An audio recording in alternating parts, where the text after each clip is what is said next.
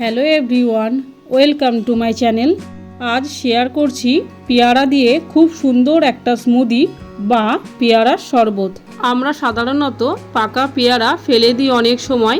পাকা পেয়ারা আমাদের অনেকেরই খেতে ভালো লাগে না, কিন্তু এই পাকা পেয়ারা ফেলে না দিয়ে যদি খুব সুন্দর একটা রিফ্রেশমেন্ট ড্রিঙ্ক বানানো যায় তাহলে নিশ্চয়ই সবার ভালো লাগবে, আর পাকা পেয়ারাগুলো নষ্টও হবে না।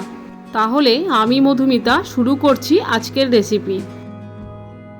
পেয়ারার স্মুদি বা শরবত বানানোর জন্য দুটো পাকা পেয়ারা জলে ধুয়ে পরিষ্কার করে নিয়েছি। সামনের দিকটা আর পিছনের দিকটা অল্প কেটে বাদ দিয়ে পেয়ারাগুলো টুকরো করে নেব। পেয়ারা দুটো ছোট আকারের টুকরো করে নিয়েছি।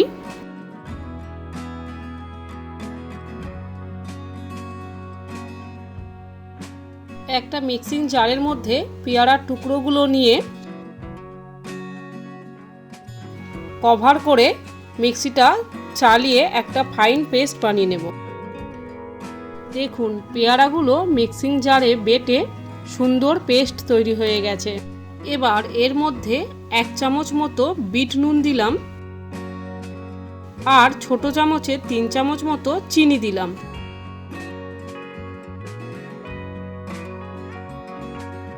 পাঁচ টুকরো বরফ দিলাম আর 1 গ্লাস মতো জল দেব। তারপর মিক্সিং জারটা ঢাকা দিয়ে আবারও 2 মিনিট চালিয়ে নেব।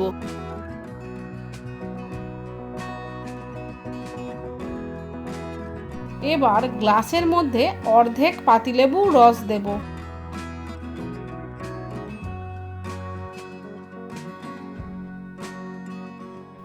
দুটো গ্লাসের মধ্যে একটা গোটা পাতিলেবুর রস দিলাম। গ্লাসের উপর ছাঁকনি রেখে চামচ দিয়ে একটু নাড়া দিলেই শরবতটা গ্লাসের মধ্যে পড়ে যাবে।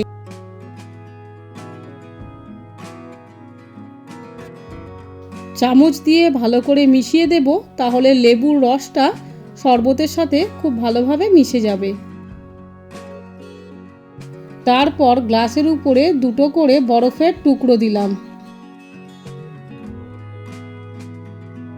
সব শেষে উপরে একটু করে ভাজা জিরের গুঁড়ো ছড়িয়ে দিলাম। ডেকোরেশনের জন্য পেয়ারার একটা করে স্লাইস গ্লাসের উপর বসিয়ে দিলাম।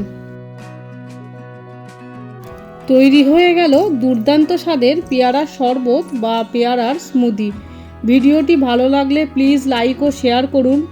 চ্যানেলটি সাবস্ক্রাইব করে পাশের বেল আইকনটিও প্রেস করুন, তাহলে আমি ভিডিও আপলোড করা মাত্রই আপনাদের মধ্যে নোটিফিকেশান পৌঁছে যাবে। Please support me and help me two growth my channel and inspire me two upload new recipe videos frequently. ভালো থাকবেন, আবারও দেখা হবে পরবর্তী কোনো ইন্টারেস্টিং ভিডিওতে।